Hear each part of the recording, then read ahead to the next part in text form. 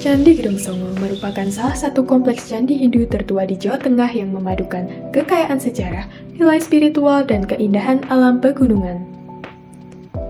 Terletak di lereng Gunung Ungaran, kompleks ini tidak hanya menyajikan peninggalan arkeologis yang memukau, tetapi menghadirkan perjalanan simbolik yang merefleksikan tahapan spiritual dalam kehidupan manusia.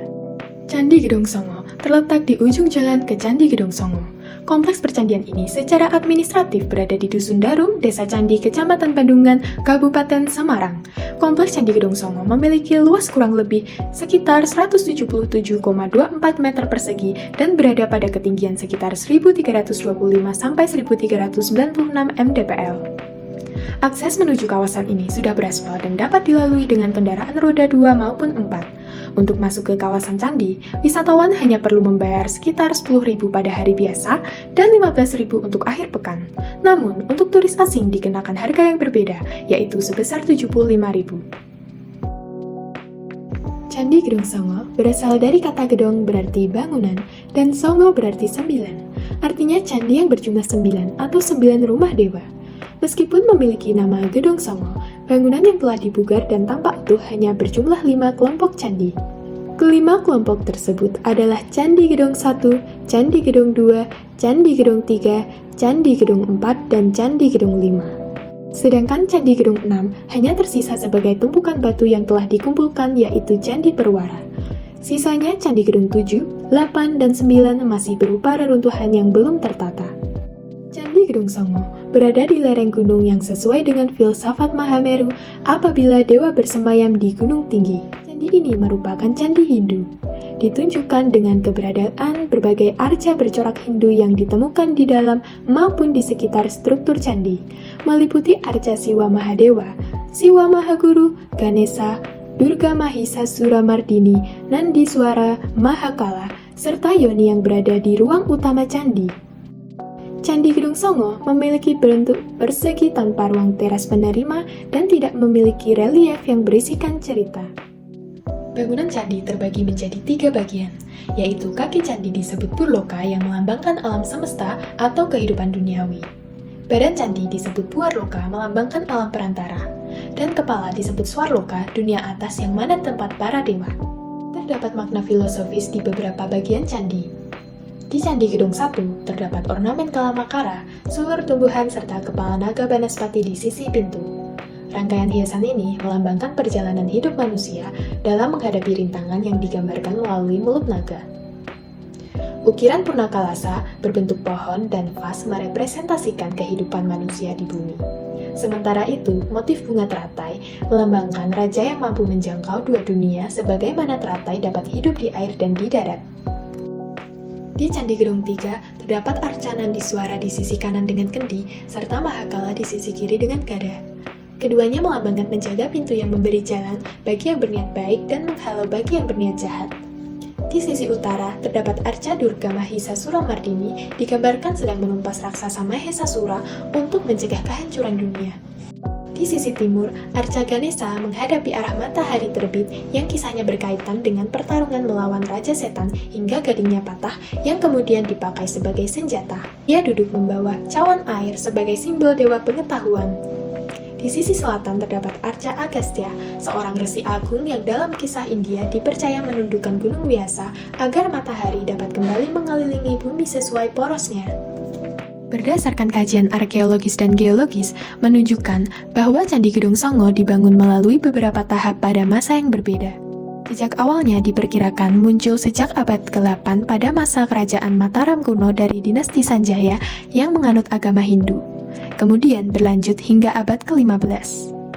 Candi Gedong Songo pada awalnya ditemukan pada tahun 1740 oleh seorang penjelajah Belanda bernama Loten. Kemudian pada tahun 1806, kompleks candi ini kembali ditemukan oleh Thomas Stamford Raffles. Pada masa itu, hanya terdapat 7 bangunan candi sehingga tempat ini disebut dengan Gedong Pitu. Sekitar tahun 1906, arkeolog bernama Peter Vincent van Steen Kallenfels menemukan 2 bangunan candi lainnya. Penemuan ini membuat jumlah keseluruhan bangunan candi menjadi 9, sehingga namanya berubah menjadi Candi Gedong Songo. Candi Gedong Songo memiliki makna mendalam pada tata letaknya yang menggambarkan perjalanan spiritual manusia. Perjalanan ini dimulai dari Candi Gedong 1 yang berada pada posisi paling bawah. Candi ini diyakini sebagai tempat pemujaan awal dan menjadi gerbang pertama dalam proses spiritual seseorang. Selanjutnya, Candi Gedong 2 merupakan tahap pemujaan kedua. Perjalanan menuju candi ini lebih berliku, melambangkan bahwa kehidupan manusia penuh dengan dinamika, tantangan, dan naik turun layaknya roda kehidupan. Memasuki Candi Gedong 3, tahapan ini dipandang sebagai momen penyadaran diri. Di area ini terdapat sebuah mata air suci yang dipercaya menjadi simbol pembersihan diri baik secara lahir maupun batin. Lebih tinggi di atasnya berdiri Candi Gedong 4 yang berfungsi sebagai tempat pertapaan atau meditasi. Tahap ini melambangkan proses pendalaman batin dalam perjalanan spiritual seseorang.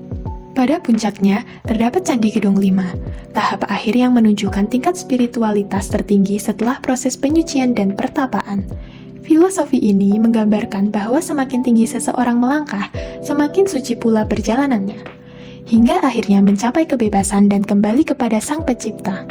Sehingga candi ini memiliki Hiranyagarbha yang mana hal tersebut berhubungan dengan mencapai Moksartam Jagathita, yaitu kebebasan dan kesejahteraan hidup di dunia. Pengembangan kawasan Candi Gedong Songo tidak hanya bertumpu pada peran pemerintah, tetapi juga melibatkan partisipasi aktif masyarakat setempat. Warga di sekitar kawasan wisata memanfaatkan peluang ekonomi yang ada dengan berjualan juga menyediakan berbagai jasa, seperti menjadi fotografer, penyewaan tikar dan kuda, hingga fasilitas toilet. Kehadiran aktivitas wisata ini secara tidak langsung mendorong peningkatan kondisi sosial ekonomi masyarakat sekitar, sehingga memberikan manfaat nyata bagi kehidupan mereka sehari-hari. Candi Gedong Songo dikelola melalui kolaborasi 3 lembaga utama. Balai Pelestarian Cagar Budaya atau BPCB Jawa Tengah berperan dalam pengelolaan, pemeliharaan, dan pelestarian struktur candi. Dinas Pariwisata Kabupaten Semarang memiliki tanggung jawab dalam promosi serta pengembangan kawasan wisata. Sementara itu, Perum Perhutani mengemban tugas menjaga dan melestarikan kawasan hutan lindung yang menjadi bagian penting dari lingkungan Candi Gedong Songo. Candi Gedong Songo memiliki sejumlah potensi resiko, seperti kerusakan struktur, kehilangan elemen bangunan, hingga kemungkinan terjadinya keruntuhan. Untuk meminimalkan resiko tersebut, BPCB Jateng Unit Candi Gedong Songo melaksanakan pemeriksaan rutin minimal 1 kali setiap minggu. Pemeriksaan ini penting untuk memastikan kondisi setiap bangunan candi selalu terpantau dan informasi terbaru mengenai struktur candi dapat segera diperbarui. Selain pemantauan kondisi fisik, pengelola juga melaksanakan kegiatan pengamanan secara berkelanjutan serta kegiatan pemeliharaan kebersihan kawasan yang dilakukan secara berkala, terutama pada hari raya atau libur nasional. Candi Gedong Songo berperan sebagai tujuan wisata budaya sekaligus wisata alam. Sumber daya alam di kawasan Gedong Songo sangat melimpah, didukung oleh lanskap hutan pinus, lembah yang dipenuhi beragam perkebunan, sumber belerang, dan air yang jernih. Candi Gedong Songo menyimpan beragam nilai pengetahuan lokal yang tercermin melalui tradisi yang berkembang di sekitarnya yang diwariskan dari generasi ke generasi, seperti tradisi jamasan setiap 9 suro, ritual bebersih candi menggunakan 3 mata air suci, sesawangan yaitu membersihkan mata air, dan cerita lisan Ramayana dari India yang dipercaya oleh masyarakat setempat bahwa lokasi di sekitar Candi Gedong Songo merupakan patilasan Ramayana. Gedong Songo tidak sekedar warisan yang berdiri secara fisik, tetapi juga ruang yang menyimpan jejak nilai-nilai tak benda, sehingga perlu ada dokumentasi yang mendalam dan pelestarian yang menyentuh bukan hanya dalam wujud bangunannya, melainkan juga makna serta kebijaksanaan yang diwariskannya.